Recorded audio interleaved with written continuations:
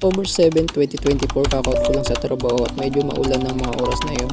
At pauwi pa ako ng Naik Cavite. Ay hatid yung binili kong walker para sa anak ko na may hindi na namang inaasahan.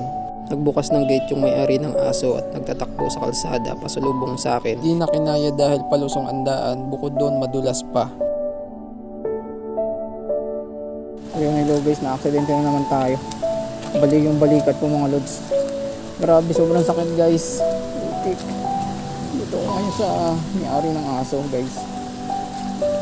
Hindi ko inarit. Sobrang sakit guys.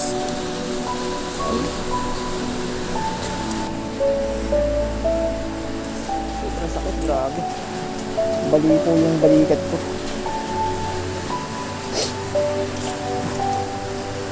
Yan, tumawid na aso.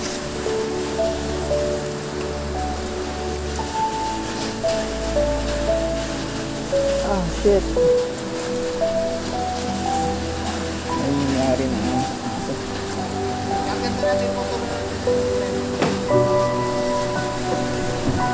Grabe guys. Alas talaga.